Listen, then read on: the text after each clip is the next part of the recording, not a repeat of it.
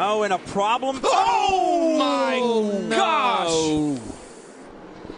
That was a very hard impact there as they're heading up into the left. Okay. Oh, full course caution. Huge impact between the 99, the Daytona prototype, and the 62, Memo the GTLM Ferrari. Memo Gidley behind the wheel.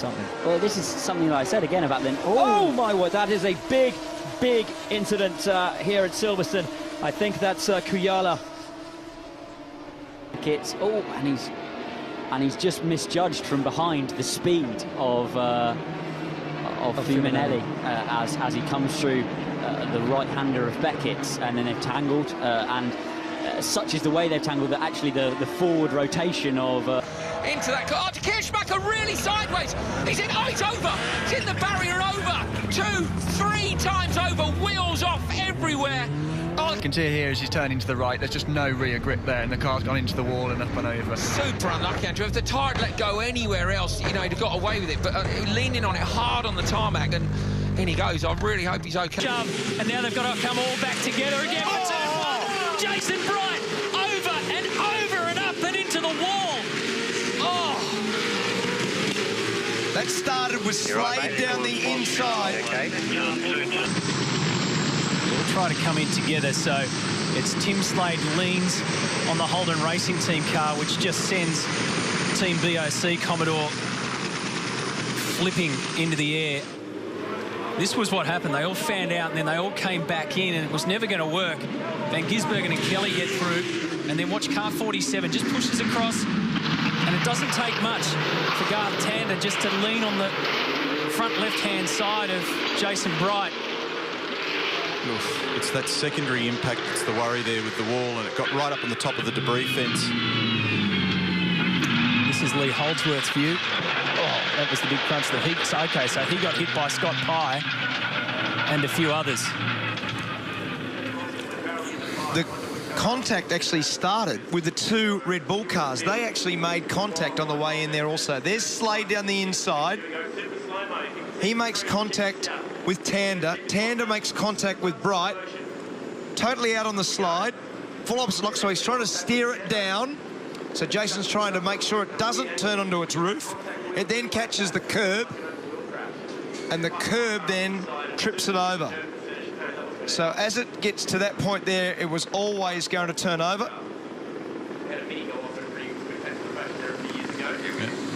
Must have picked up the front right wheel of Tander's car in order to be able to do that launch, and Tander's in the pit lane and has been there for a while now as well, so it'd be pretty fair old damage on that.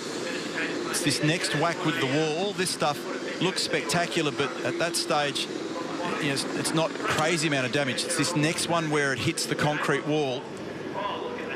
It is tyre protected and then gets into the debris fence, where they're going to have a big nightmare trying to resolve getting this car back in shape. Fortunately, where the massive load has actually taken place in terms of the final part of the crash, Neil, it was actually against the tyres there. That's taken some load away from that. And that's a tonne and a half. Yeah. That's a tonne and a half in the air there. It's just been tossed around like a toy car. I'm in the gap. Once, but you can't just keep weaving across the race. Oh no! Big crash! It's a massive accident. Goodness me! Oh, it's gone over the fence. And it's on fire as well. Race car, and Brendan Tucker, check this out for a roll that gains momentum. How many, can you count that? Actually, these blokes up here can't count to that sort of number. 9.5. That was a lot. This is extraordinary. Now, the good news is that Brendan got out of the car all okay. Mind you, he couldn't figure out which way north was, but otherwise fine. That's amazing, and a testament to the strength of the cars. Oh, he got on the grass on the way in. Complete driver error on the grass on the way in, and a tank slapper into the barriers. Huge accident. Attack, let's see it from a different angle. What happened there, mate?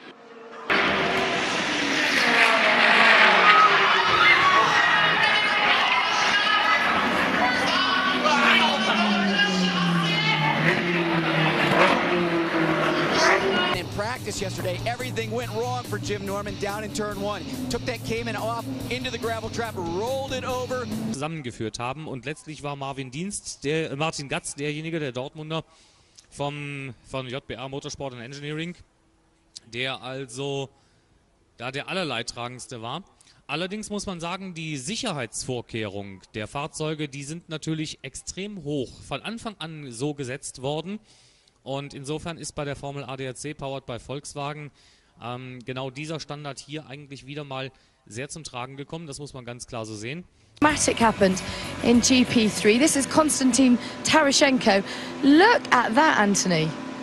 My goodness. Brings back memories for me at Le Mans in 2 years ago. Wow. But you see what happened there? It was the sausage curb on the inside of turn 18 that actually launched the car. And the FIA, Charlie Whiting in particular, be very concerned by that because that could easily be a Formula One in that situation and obviously travelling at much higher speed. So glad to see him get out of the car and that he's in one piece. But wow. 7.5 minutes plus 1 lap left. Oh my... Huge accident, a huge off. Ryan Tveter had spun, Piquet is involved, there was another car that's airborne as well, and the race is being stopped straight away. Red flag shown, and Ryan Tveter was the catalyst for all of that because he had spun. But for a position is Iko Kari. I'll explain why in a moment. Now this is Tveter, it was the Verth corner, I was right. He goes through the gravel, he's back on the track, and Peter Lee is just unsighted, straight into the back. Corkscrews in the air. Piquet very nearly goes over as well as he had a car knocked into his path. That is a monster. That's a huge, huge coming together, isn't it? And as you say, it was dust, wasn't it? Straight for the first time. Rabat clearing off. Oh, it was a big crash right at the back. It's Axel Pons who goes down, bike in the middle of the track. Oh, and that's Mike Di Meglio, not Mike Di Meglio, who's replaced him. Oh, my goodness. This is going to be... Back, you'll see it take part at any moment. That was Pons, I'll tell you what, Cortese, Gino Rio was lucky to miss it, definitely.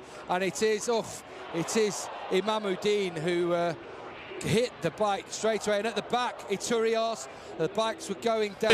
Jason Plato and Sam Tordoff, who was 18th, and there's more drama. There's an MG off, big accident, over goes the MG in the background. Look, McNeil was off. It's roughly the same place. Jason hits the barrier, up it goes, bounces, rolls right the way over, and that was that extra push. Oh dear, that's nasty. Sergio Perez.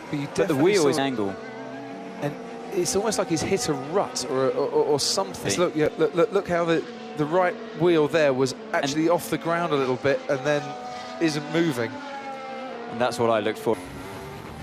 And the car's in a completely straight. It's happening here. Hands off the wheel at the first moment, and then